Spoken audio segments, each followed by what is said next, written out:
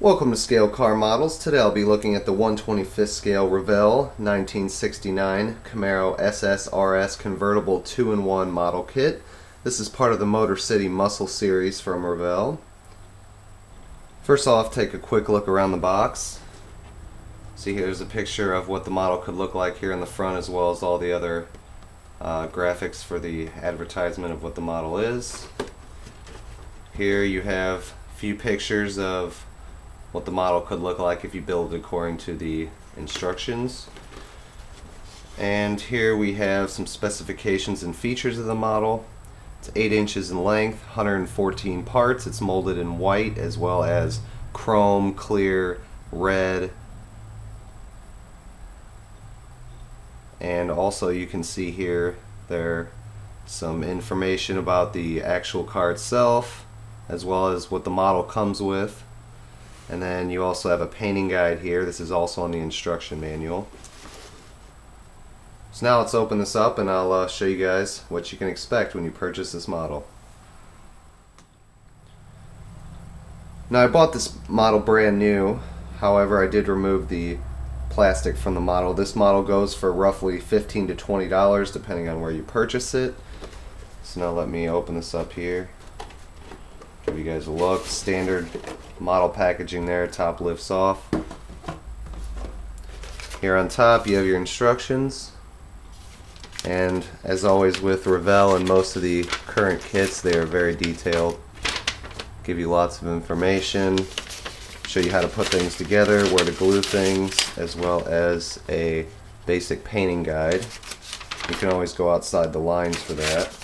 And then they give you where the decals would be placed. I've looked through this kit already. I haven't opened any of the plastic, but I've looked at the pieces and they look to be molded very nicely. Not very much flash at all, no mold lines hardly. Let's check out, you got 2 sets of tires here. Here's your stock set, and these are molded vinyl here, and they have the typical, they're molded on a tree. They have the typical little tabs here from being molded the way that they are. You also have your performance tires here for your 19-inch wheels. Looking at the chrome tree, I'm not actually going to take this out because I'm not planning to build this model at this time, which it's always good to keep the chrome and the clear and any of the other stuff besides just the plain white. You want to keep those in their respective packages to keep them in pristine condition. Basically here you can see we have all the bumpers, the stock wheels, valve covers, top of the air cleaner, here's the grill, and I believe these are hood pins right here. I don't see anything in the directions about them, but they look like hood pins. We also have little inside parts of the taillights. Here's the carburetor, mirrors, license plate holders. I believe these are door handles here. Chrome looks very nice. Doesn't look like there's any areas that they missed. They have one more small chrome tree with the custom 19-inch wheels, as well as the chrome backs, even though these should be painted black, I believe, to contrast against the back of the chrome wheel. Very nicely molded. If I was building this kit, which I plan to here in the future, I would use the custom wheels. Here's your glass here, front and back, headlights, and they also include a clear washer bottle, which is nice, so you don't have to paint it. It's a very nice feature, and it's molded very nicely. I don't see any imperfections on the glass. You want to keep those in the bags as well. I don't see any. Oh, there is red pieces in here. I'll take those out in a second. There are red pieces for the taillights. Here is your decal sheet. Very nice. They include the stripes as well as the hockey stick stripes, and they include 2 different license plates as well as a USA 1 license plate, some Camaro badges, 396 SS, air cleaner, battery. They have all kinds of little small details for the engine bay. They also have decals for the gauges, the houndstooth interior decals, and they have black and white of both sets here, so very nice decal set.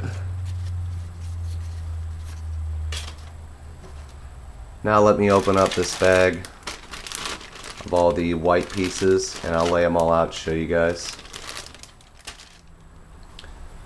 Alright, I have all the white molded pieces sitting out here.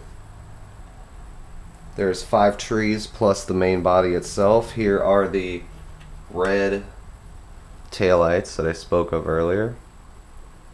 Very crisp molding, no imperfections that I can see. As for the main body, it's very clean.